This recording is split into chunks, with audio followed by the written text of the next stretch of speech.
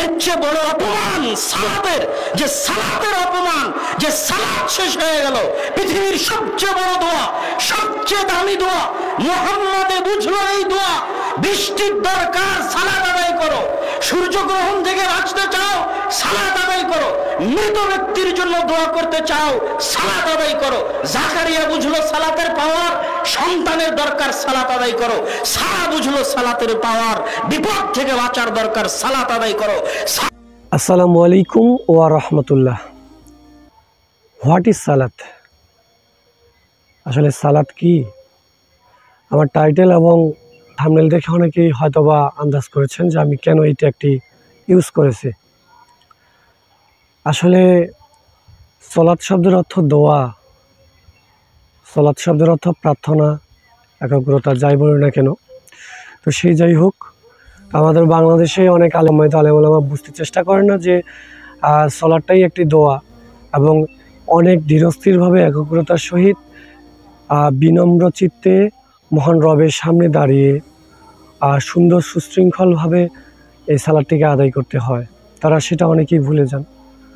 আমাদের অনেক মুসলমান ভাইও সেটি করে থাকেন, এবং যার কারণে বলেন যে নামাজের পরে দোয়া করতে হবে, দোয়া করলে সমস্যা কি, আরও অনেক কিছু। তো এই বিষয়ে সম্মানিত মুহতারাম আব্দুল্লাহ বিন আব্দুর রাজ্জাক হাফেজাহুল্লাহর একটি গুরুত্বপূর্ণ বক্তব্য আপনাদের সামনে আজকে আমি উত্থাপন করব।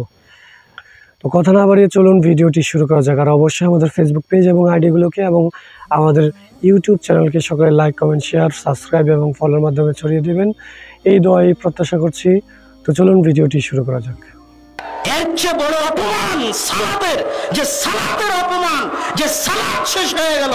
পৃথিবীর সবচেয়ে বড় দোয়া, সবচেয়ে দামি দোয়া মুহাম্মদে বুঝলো এই দোয়া। বৃষ্টির দরকার, সালাত আদায় করো। সূর্যগ্রহণ থেকে বাঁচতে চাও, সালাত আদায় করো। মৃত ব্যক্তির জন্য দোয়া করতে চাও, সালাত আদায় করো। জাকারিয়া বুঝলো সালাতের পাওয়ার, সন্তানের দরকার, সালাত আদায় করো।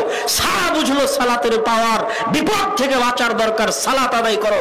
সালাতের মতো এত শক্তিশালী, এত পাওয়ারফুল ইবাদত, এত সর্বশ্রেষ্ঠ দোয়া, সর্বোত্তম দোয়া শেষ হওয়ার পরে হুজুরে বলছে যে দোয়া করালো না, মুরব্বিতে বলছে দোয়া করালো না। এর চেয়ে বড় অপমান আসমানের নিচে জমিনের উপরে সালাতের আর হতে পারে না। ওই মুরব্বিকে, ওই হুজুরকে আরো 100 বছর পড়তে হবে সালাত কাকে বলে এটা বোঝার জন্য। তো আমি একসাথে হাত তুলে দোয়া করার পর অন্যরা যেভাবে বলে সেভাবে বুঝাতে চাইনি। আমি আপনাকে বুঝাতে চাইছি, আপনি ভিতর থেকে ফিল করেন হোয়াট ইজ সালাত। সালাত কি? এর চেয়ে পাওয়ারফুল ইবাদত আসমানের নিচে জমিনের উপরে নাই। এর চেয়ে শক্তিশালী দোয়া আসমানের নিচে জমিনের উপরে নাই। আপনি যে কোনো বিপদে পড়েন না কেন, সব বিপদ থেকে আপনাকে উদ্ধার করতে পারে যদি সালাতের মাধ্যমে আল্লাহকে ডাকেন। আর সালাতের মাধ্যমে আল্লাহকে ডাকলে যত দ্রুত পাওয়া যায়, যত কাছে পাওয়া যায়, পৃথিবীর আর কোনো মাধ্যম নেই আল্লাহকে ডাকার এর চেয়ে শক্তিশালী, এর চেয়ে পাওয়ারফুল। যেই দিন আপনি সালাত বুঝে যাবেন, সেই দিন আপনি বুঝবেন আল্লাহু আকবার বলে দোয়া শুরু হয়েছিল আর আসসালামু আলাইকুম বলে দোয়া শেষ হয়েছিল। কিন্তু এটা আপনি বুঝেননি, এই জন্য আপনি তখন বেদাতে লিপ্ত আছেন।